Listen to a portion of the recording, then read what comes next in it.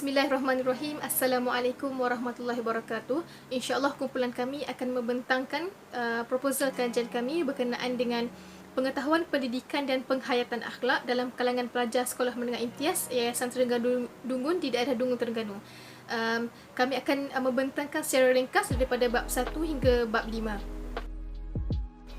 Sebagaimana kita tahu, masalah akhlak pelajar pada masa sekarang merupakan satu isu yang kompleks dan perlu diberi perhatian serta kecanaan yang tinggi ataupun serius untuk kita tangani isu ni. Kerana kita tahu bahawa elemen akhlak ni merupakan satu elemen yang penting untuk kita membentuk peribadi yang baiklah. Okey, akhlak juga sebenarnya dia mencerminkan kejayaan ataupun kegagalan seseorang individu, masyarakat ataupun negara. Baik. Untuk latar belakang kajian ini adalah kita tahu bahawa pelajar ataupun remaja merupakan aset yang berharga serta ejen penggerak kepada kemajuan sesuatu negara. Jadi untuk kajian kali ini kami menyasarkan 80 orang pelajar daripada Sekolah Menengah Imtiaz Yayasan Terengganu Dungun, iaitu kesemuanya adalah pelajar tingkatan 5. Okey, kenapa kami memilih Sekolah Menengah Imtiaz adalah kerana kita tahu bahawa Sekolah Menengah Imtiaz ini merupakan salah satu sekolah agama yang cemerlang di Malaysia selain daripada MRSM Ulul Albab ataupun sekolah integrasi. Okey, seterusnya adalah objektif kajian. Tujuan utama kajian ini adalah untuk kita mengenal pasti tahap pengetahuan pendidikan akhlak pelajar Sekolah Menengah Imtiaz Dungun, dan yang kedua adalah kami ingin meninjau bagaimana penghayatan amalan akhlak pelajar di Sekolah Menengah Imtiaz Dungun. Jadi secara kesimpulannya, kajian ini sebenarnya menumpukan kepada aspek pembangunan akhlak.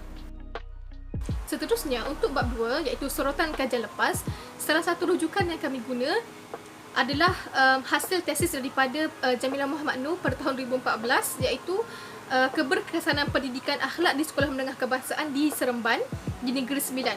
Okey, antara objektif utama kajian ini adalah untuk mengetahui tahap pengetahuan para pelajar terhadap akhlak, iaitu salah satu elemen yang ada dalam pendidikan Islam yang diajar di sekolah. Yang kedua adalah untuk mengetahui sikap para pelajar terhadap akhlak yang dipelajari. Dan seterusnya, kajian ini disasarkan di 6 buah sekolah, iaitu 3 sekolah di kawasan bandar dan 3 sekolah di kawasan luar bandar. Jamilah Muhammad Noor menggunakan instrumen soal selidik, temu bual dan pemerhatian sebagai kaedah pendidikan untuk kajian ini. Bismillahirrahmanirrahim. Assalamualaikum warahmatullahi wabarakatuh. Nama saya Nur Hazirah binti Azan, nombor metrik 054713. Saya akan membentangkan bab 3 iaitu metodologi kajian. Pertama ialah reka bentuk kajian.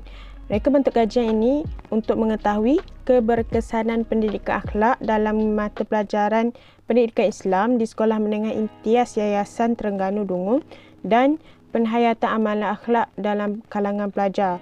Yang kedua ialah reka bentuk kajian menggunakan analisis deskriptif dalam kaedah tinjauan ke atas populasi pelajar Islam menengah dengan menggunakan borang soal selidik untuk mengetahui tahap pengetahuan pendidikan akhlak dalam kalangan pelajar Sekolah Menengah Imtiaz Yayasan Terengganu.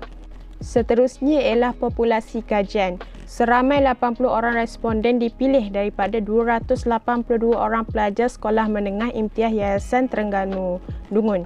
Okey, daripada 80 orang responden ini terdiri daripada 26 pelajar lelaki iaitu 32.5% dan 54 orang pelajar perempuan iaitu 67.5%.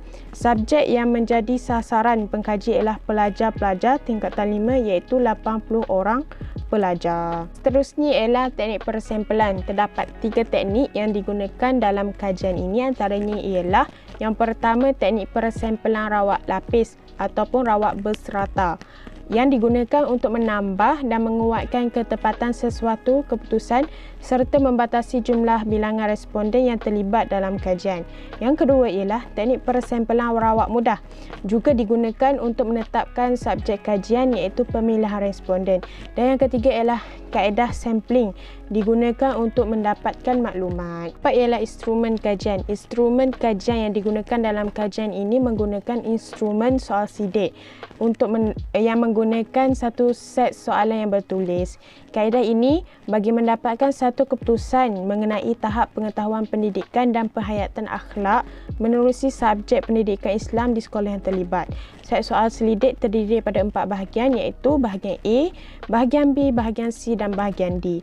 Bahagian A mengandungi 7 set soalan iaitu maklumat pelajar, manakala bahagian B dan C mengandungi 62 item soalan berkenaan dengan pengetahuan akhlak, sikap dan amalan akhlak dalam pendidikan Islam. Kita dapat lihat berdasarkan jadual 3.1, instrumen kajian atau soal sidik ini akan memberikan 5 jawapan berdasarkan kepada skala Likert dengan 5 skor yang dinyatakan. Daripada 1 hingga 5, maksudnya ialah berikut adalah jadual pengkelasan skor berdasarkan objektif kajian ini, iaitu yang pertama A, mengenal pasti tahap pengetahuan pendidikan akhlak pelajar sekolah menengah imtiaz Yayasan Terengganu Dungun. Okey, kita boleh lihat pada jadual 3.2 terdapat tahap mata skor yang ditetapkan iaitu sama ada rendah hingga tinggi. Yang kedua ialah B, meninjau penghayatan amalan akhlak pelajar sekolah menengah imtiaz Yayasan Terengganu Dungun. Okey, pada jadual 3.3 terdapat pengkelasan skor untuk meninjau penghayatan amalan akhlak pelajar sekolah menengah imtiaz Yayasan Terengganu Dungun. Seterusnya, bab 4 dapatan kajian. Bab ini akan membincangkan dapatan yang telah diperolehi daripada soal selidik yang diedarkan kepada pelajar tingkatan 5 Sekolah Menengah Imtiaz Yayasan Terengganu Dungun merangkumi bahagian A, B dan C, dan kami telah menganalisis data berikut dengan menggunakan SPSS. Bahagian A, maklumat demografi. Item-item yang terdapat dalam bahagian A adalah jantina, tahap pendidikan ibu bapa, mata pelajaran yang diminati, tinggal bersama ibu bapa dan keterlibatan pelajar dalam masalah disiplin, dan berikut adalah keputusan data yang telah dikumpul. Graf jantina menunjukkan pelajar perempuan adalah lebih ramai iaitu dengan 67.5% berbanding pelajar lelaki. Manakala pada tahap pendidikan ibu bapa pula menunjukkan kebanyakan ibu bapa mempunyai tahap pendidikan ijazah iaitu 67.5% daripada tahap-tahap pendidikan yang lain. Mata pelajaran yang paling diminati oleh para pelajar pula adalah matematik moden iaitu 50% daripada subjek-subjek yang lain. Seterusnya, jadual pada sebelah kiri menunjukkan 98.8% orang pelajar tinggal bersama ibu bapa, manakala 1.3% lagi tidak tinggal bersama ibu bapa.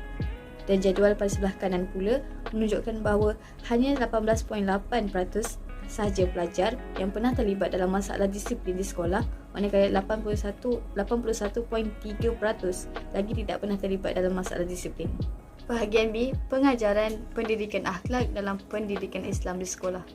Dalam bahagian B terdapat 12 item dan jadual berikut adalah keputusan data daripada soal selidik yang telah dikumpul dan telah dianalisis dengan menggunakan SPSS.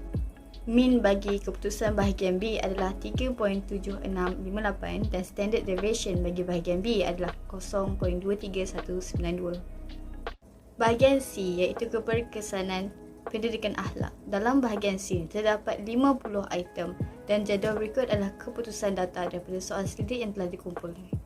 Analisis yang telah dijalankan menunjukkan tahap mata skor yang tinggi dari segi tahap pengetahuan pelajar terhadap pendidikan akhlak dan penghayatan amalan akhlak pelajar sendiri. Tetapi dapatan ini hanya memfokuskan kepada 80 orang pelajar tingkatan 5 Sekolah Menengah Imtiaz Yayasan Terengganu Dungun sahaja dan tidak diumumkan ke atas semua pelajar tingkatan 5 di seluruh negara.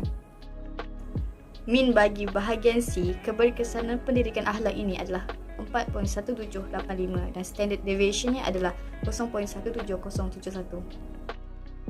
Saya Nur Aisyah Nazirah binti Muhammad Noor, nombor matrik 054632 akan menyambung perbentangan dan membincangkan mengenai bab 5.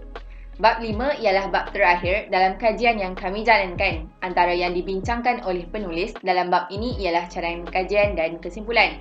Cadangan yang diberikan adalah sebagai tindakan susulan bagi mengukuhkan lagi pendidikan dan penghayatan akhlak pelajar di Sekolah Menengah Imtiaz Dungun. Pertama ialah cadangan ditujukan kepada pelajar. Pelajar haruslah mengenal sikap dan peribadi diri sendiri terlebih dahulu sebelum melakukan sesuatu perkara. Seterusnya, pelajar juga dibolehkan merujuk rakan-rakan atau orang sekeliling mengenai tingkah laku diri yang perlu diperbaiki. Selain itu, cadangan kepada guru. Antaranya, guru perlulah selalu memberi penerangan berkaitan kelebihan beramal soleh yang dituntut oleh Islam supaya para pelajar sentiasa berhati-hati dalam melakukan sesuatu perkara. Contohnya, para guru berkongsi tentang kisah-kisah teladan daripada para sahabat. Cadangan kepada ibu bapa pula adalah mempraktikkan pendidikan akhlak terhadap seisi keluarga di rumah. Hal ini sekurang-kurangnya membolehkan anak-anak mendapat gambaran umum mengenai tingkah laku yang baik dan yang tidak baik. Bahagian yang terakhir ialah bahagian kesimpulan. Kesimpulannya, kajian yang dilakukan terhadap pelajar tingkatan 5 Sekolah Menengah Imtiaz Dungun bertujuan mengenal pasti tahap pengetahuan pendidikan akhlak dan meninjau penghayatan amalan akhlak berjalan dengan lancar dan baik. Hal ini kerana setiap nilai peratusan dan nilai skor amat memberangsangkan. Majoriti tahap pengetahuan pelajar terhadap kepentingan akhlak mulia amat bagus. Sekian, terima kasih.